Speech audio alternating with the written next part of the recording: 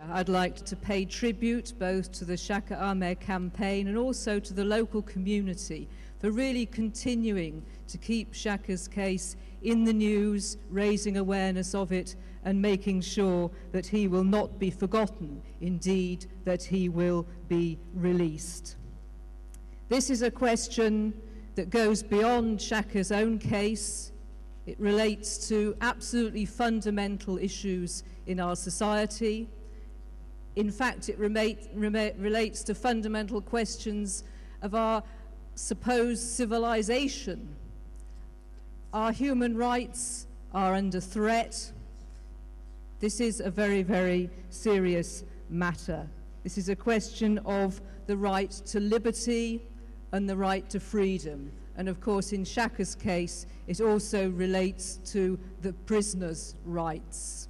Now, one of the things that struck me most when I've been reading about Shaka's case, hearing about what's taking place over there in Guantanamo, I've heard about the fact that Shaka was himself very outspoken in support of prisoners' rights within Guantanamo, and I believe that he initiated the first hunger strike in 2005 to demand improved conditions within the camp from the authorities. And that has been absolutely fundamental, and it very much to me is borne out by what the Imam was saying about Shaka's strength of personality and his courage and his great humanity, that even facing torture in prison as he has done, he's been there struggling for the rights of the prisoners within the camp.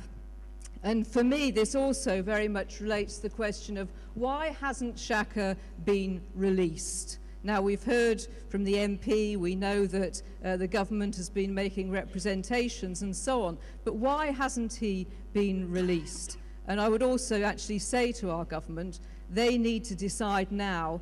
They've been turned down, all their reasonable requests apparently have been turned down by the US administration. What sanctions will our government now bring to the US administration, onto the US administration, to ensure that this British resident receives his rights and receives his liberty? That has to be our demand now of our government.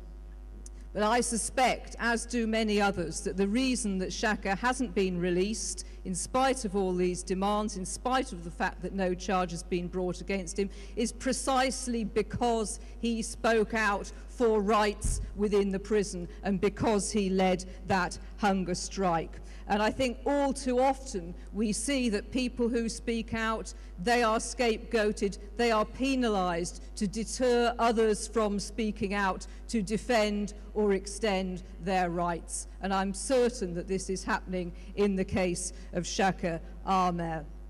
And in fact, I've been put in mind when thinking about this over the last couple of days of the current case of Julian Assange. Now, we know that he has now been arrested, he's been charged, and there's now a case around him.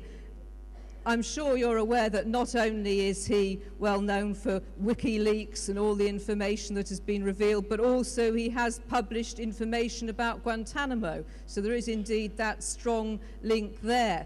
But I'm reminded again with the case of Julian Assange, he reminds me of the case of Mordecai Vanunu, who was also a great and world-renowned whistleblower in the 1980s. Mordecai Vanunu revealed the secret facts of Israel's nuclear weapons program.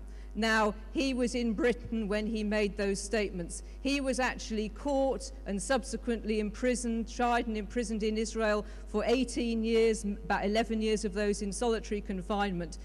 They caught him because he was trapped in a so-called honey trap by a female Mossad agent.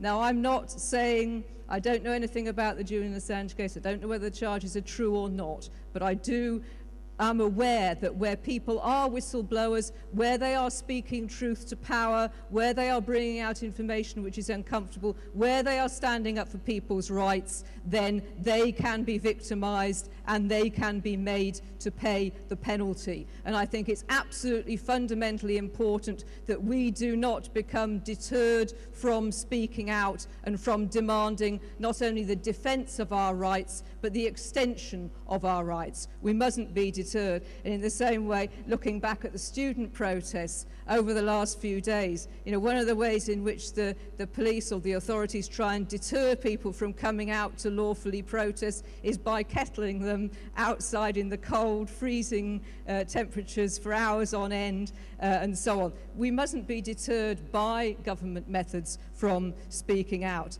And in the same way, I want to express my enormous respect for the courage of Shaka Aamer in speaking out and defending prisoners' rights, wanting to improve and introduce prisoners' rights within Guantanamo. And I know that we all share that great respect for him and his courage and his humanity. So I know that this campaign will continue to be outspoken, to champion his rights until he is secured from that camp and brought home to his family in Battersea. Thank you.